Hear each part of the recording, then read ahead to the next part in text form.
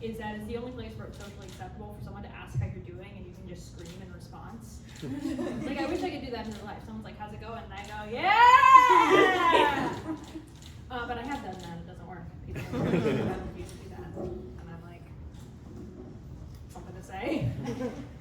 But what I'm about to do is not entirely stand-up because this is a storytelling mic. So this is going to be more of a story with hopefully some silly goofs, and hopefully you'll laugh. And if you don't, I'll be like, well, that's because this is a very serious story. If you do laugh, I'll be like, that's because this is funny jokes.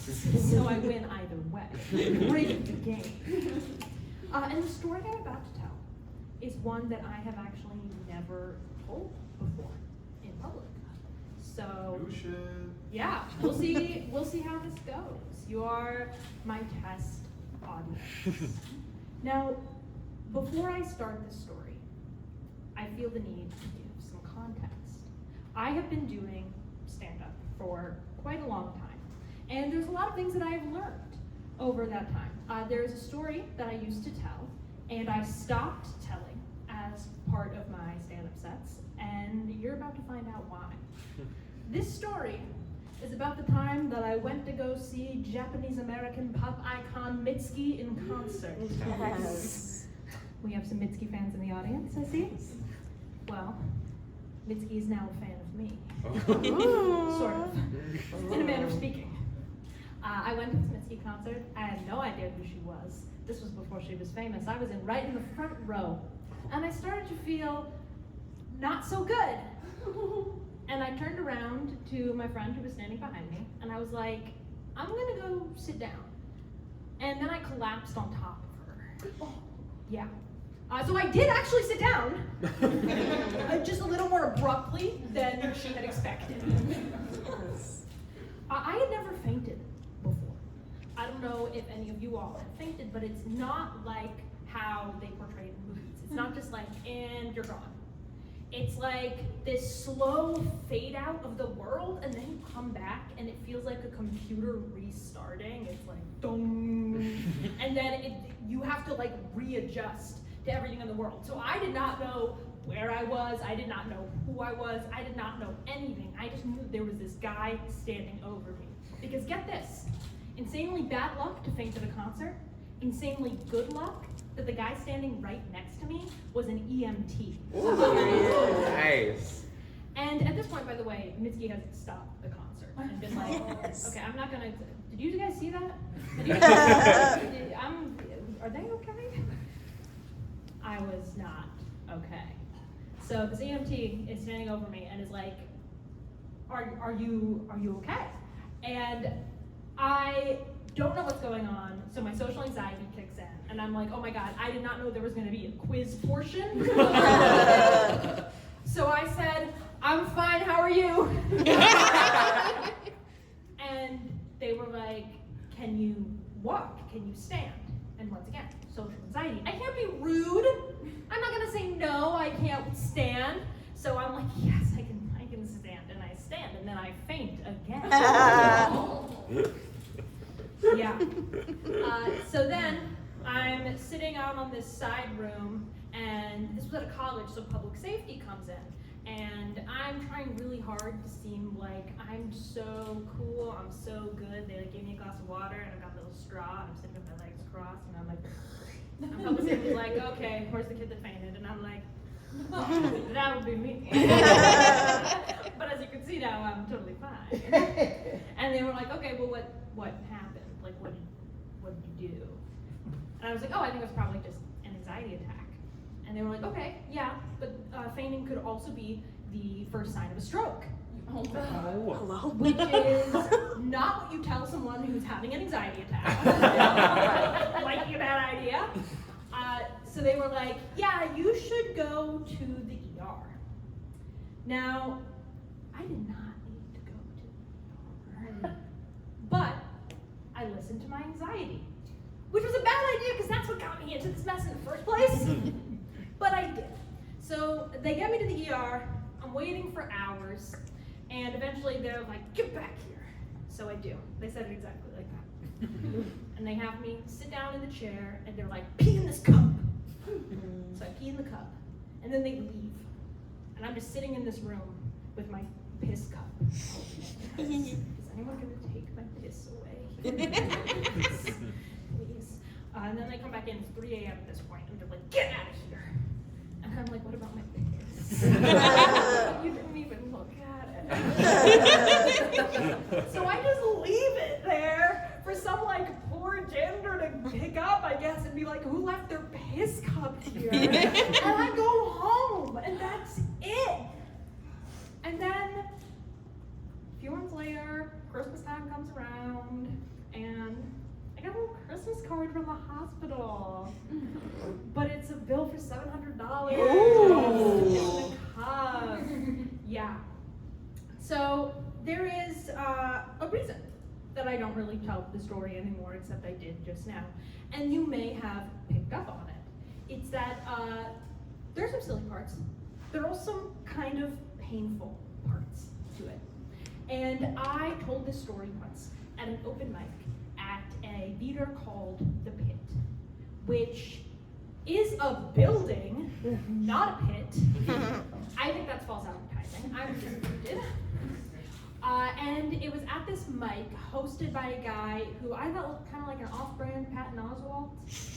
If you don't know who that is, it's Remy the Ratatouille. He also did like other comedy stuff, but like mainly the rat thing. And off-brand Patton Oswalt brings me on stage, and I tell this story. And there's a key detail to this story that I left out in telling you, that I left in when I was telling it to off-brand Patton Oswalt and company. And it was that I went to this concert with 3 friends.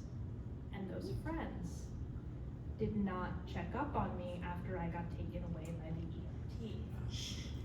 Yeah, and that's how everyone responded. And then it very quickly went from a stand-up set to a really uncomfortable room. So then, just like the hospital, I left. And I was walking back home with my partner, and he was right there, he was a fantastic support. Yay! And he was like, why do you feel the need to tell these stories that are kind of sad? And I was like, no, it's a good question. It is a good question. It's a legitimate thing. Well, why do I do that? And I was like, well, I guess it's just, I was hurt in that moment. You know, that was hard. And sometimes it feels like when I'm hurt, the only way I can deal with that hurt is if I can turn it into a funny story. And he said, that's really beautiful. That story was not funny though. That was fucking sad, you flop. He's very supportive. I need that kind of criticism in my life. But this was a really important lesson for me, because there are some rules to stand-up comedy. The more you do stand-up, the more you understand there's certain lines you do not cross. There's certain things that you do not break. For instance, something I learned very early is never say something about yourself that the audience, just by looking at you, wouldn't agree with. This is why, this is a true rule of stand-up. This is why I often start sets by saying something along the lines of, I dress like a toddler who, despite his very young age, already knows that he is a homosexual. Because you would agree with that. Yeah, exactly. That is absolutely true. And I don't deny it. That's my goal. Another rule of stand-up is don't make your audience sad. And that is a rule I fail at a lot. So since this is not technically a stand-up show, this is a storytelling show, I'm gonna break that rule. Maybe you're not gonna feel bad for me at all, which would actually be great. But I wanna tell you a story that I haven't told before, and it's the story of the time I almost died. I didn't die. Spoiler, I didn't. And I'm not going to die, at least like, as far as I'm aware. I can't be sure, but probably not. But there was a time when I was fairly certain that was the case. Because, brace yourselves, I found out that there was a terminal hereditary illness that ran in my family. Yeah, it's called Huntington's chorea. Have you heard of it? Yep. One person has heard of it. Has nothing to do with the country Korea, and very misleading name. And I found out that there was a 25% chance that I had it. Now, 25%, just to make it make sense in your brain. Not to say that it doesn't make sense in your brain. I'm sure you're all like very aware of what 25% is, but this is how I conceptualized it, is if you flip a coin twice, it's the percent chance that you will get tails both times. Which is like, it's not bad odds, like still like probably not, but still I was like, I mean, I would prefer if it was 0, you know? And the weird thing was that with 25%, I can't really tell anyone about it. Like if you tell someone that you're gonna die, they expect a certain amount of follow through that I was not necessarily going to provide. Like I can't go online and be like, oh my God, you guys, there's a 25% chance that I might die. Like, yeah, we all might die. We all will die. You're not special. So I was like, I don't know what to do with this information. So I just kind of had it. So I was like, you know what? I gotta get this sorted out. I'm gonna go to the clinic. I'm gonna get a test, and I'm gonna find out once and for all if I have this disease. Here's the thing about being a comedian and doing comedy. The good news is, everything feels like a joke. The bad news is, everything feels like a joke. And other people don't feel that way. So I went to the clinic, and this is a movement disorder. So they were testing my movement. And they were like, okay, walk in a straight line. And instead of doing that like a normal person, I was like, whoa. And the nurse was like, what the fuck is wrong with you? And I was like, I'm no Huntington's, maybe. Like, you tell me. That's why I'm here. So they had me do this anxiety checklist because they wanted to make sure that if they had to, you know, tell me that I had a terminal disease and was gonna die, that I was in an emotional place where I could handle that information. And so it was like, you know, rate your anxiety, rate your negative feelings from 1 to 5. And I did circle 5 on every single question. And then I handed back the survey and apologized for failing the anxiety survey. And they were like, yeah, this is not good. You are not in a place where you could find out if you have a terminal illness. And I was like, please, can you do the test anyway? Have you ever tried to convince someone to take your blood? It's like having a conversation with a shy vampire. Like, please, I'm giving it to you. Take it. I don't know if I should. Stop, it just like feels wrong. No, take my blood, I'm begging you.